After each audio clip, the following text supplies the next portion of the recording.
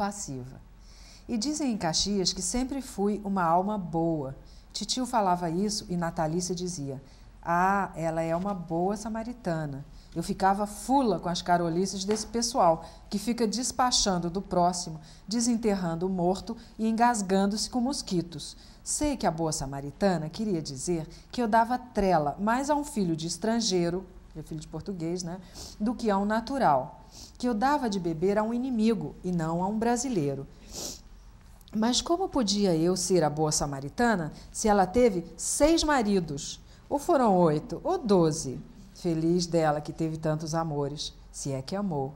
Eu tive nenhum marido, e apenas um único amor em toda a minha vida. Um amor sem modos de o conseguir, mas que não tem nada do que pensam os beijadores de ladrilho da igreja. No escondido da noite, sinto uma desordem dentro de mim, e ninguém sabe disso. Minha devoção é muito mais romântica porque é secreta. Maria Luísa disse que não entende como eu aceito ser uma preterida, como eu me deixo ficar, feita encomenda sem dinheiro, que não sai do tinteiro. Um dia escrevi uma carta para Maria Luísa explicando que eu não sou uma preterida, é uma coisa bem diferente disso. Sou alguém que ama em segredo. Não sei por que sou assim. Talvez seja aquele mesmo problema dos poetas que se entregam a sacrifícios que não interessam a ninguém, vivem para o próprio segredo. Mas prefiro isso ao lugar comum. Prefiro essas pessoas revolvidas pela tristeza do que ter um pensamento a menos cada ano. Prefiro amargar a engolir. Apenas por amar Antônio, sinto-me como que enfeitada de ouro e pérolas. Isso escrevi na carta. Porém, nunca mandei essa carta para Maria Luísa, para ela não pensar que eu sou uma boa samaritana metida a santa.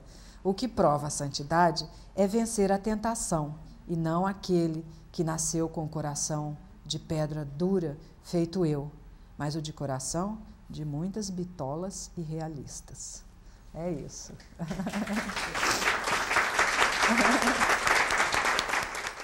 O estudante Erickson Araújo, ele diz assim: sou um leitor fiel e voraz do escritor Rubem Fonseca. Ao saber que você obteve proximidade com este grande profissional das artes literárias, gostaria de saber até que ponto a fórmula fonsequiana a estimulou e a influenciou, se isto foi uma característica marcante e decisiva em sua carreira como escritora. Ele é decisivo, marcante, ele é muito importante para mim, né? Eu já falei aqui um pouco sobre isso, né? Porque ele me estimulava muito, ele me dava muito apoio. E agora, a minha literatura aparentemente é oposta dele, né? Primeiro que ele falava assim, esse negócio de beletrismo e tal, ele falava muito mal do beletrismo. E o que eu fui fazer? Beletrismo, né? Poesia, né? Palavra, cada palavra linda, linda. Hoje ele aceita isso, ele gosta do meu trabalho profundamente, ele ama, né? Ama. E aí eu provei para ele que o beletrismo é belo, é lindo, né? Que as palavras são lindas e tal, mas ele não está interessado nisso, pro trabalho dele, né? Então a gente tem certas diferenças assim ideológicas, mas eu tive uma influência muito forte assim da ideologia literária dele, né? Uma é essa coisa de você dominar a técnica literária primeiro para depois se libertar dela. Quer dizer, não é uma coisa só dele, né? Mas ele acredita nisso muito, e eu acreditei nisso também, né? A outra coisa que eu tinha me lembrado, agora deixa eu ver, que escapou.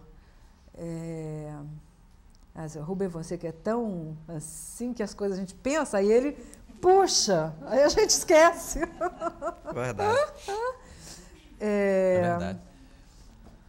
Ele, não sei, ele escreve sobre essa questão do beletrismo, né? Tem a questão da ideologia. Peraí, estou fazendo um exercício de memória aqui.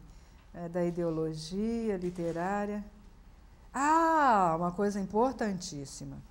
A atitude do escritor, né? A atitude dele. Porque eu também, além de querer ser olhos assim, igual a Clarice e tal, eu queria ser o Rubem Fonseca assim. Porque porque ele fica escondido, né? Nunca deu uma entrevista, nunca ninguém fala, nunca fala com ninguém, nunca fala... E isso é o sonho de qualquer escritor, porque a gente fica tão... Né? Cada entrevista a gente fica perturbado, aí sai de um jeito, você falou de um jeito, aí saiu de outro, eu era bordadeira, não era bordadeira, aí não sei o que, e a gente não tem controle sobre a nossa imagem, cada um dá a sua interpretação, e vai ficando aquela coisa, a gente perde o controle de si mesmo, então... E ele não, enfim, perde muito mais o controle, porque ninguém sabe nada, mas aí então fica aquela figura misteriosa e ele se preserva muito desse tipo de coisa. E o escritor precisa muito de concentração para fazer o trabalho. Quanto mais concentrado, melhor fica o trabalho, mais profundo pode ir. Né? A história do subterrâneo do Kafka, não sei se vocês conhecem essa história, ele tem um texto lindo que ele dizia, eu gostaria tanto de viver num subterrâneo sozinho, vestido com roupão, abóbadas e sem ver ninguém, a vida inteira. A única coisa que eu faria é ficar escrevendo em cima de uma mesa, teria uma pena, um tinteiro, papel, e eu iria, uma vez por dia, a uma porta, abriria a porta e lá no chão estaria um prato de comida para eu comer. Eu comeria, voltaria a escrever. Que coisas tão profundas eu não tiraria de mim. É um texto maravilhoso dele.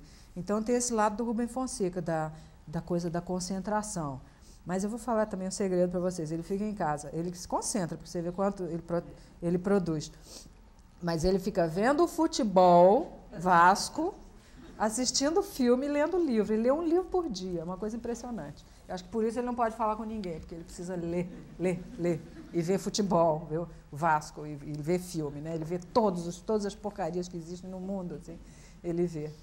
E a outra coisa dele, que foi importantíssima para mim, ele era um grande empresário, ganhava um dinheiro, tinha uma vida assim, confortabilíssima, ia ter uma velhice confortável, ia ter uma aposentadoria ótima lá na Light, ele trabalhava na Light e tudo isso, e ele abandonou tudo isso, inclusive a aposentadoria dele, ele saiu antes do tempo, perdeu o dinheiro que ele tinha pago a vida inteira, para se dedicar à literatura. Né? E isso é uma atitude que eu acho que se a gente não, um dia, escolher, né, se dedicar realmente a um trabalho, qualquer que seja ele, ou literatura, ou enfim, fazer pães, né, um trabalho maravilhoso, né, na padaria, pão, alimento e tudo, a gente nunca vai sentir, né, mesmo a grande aventura, né, da vida, da criação, do lado que ela tem, assim,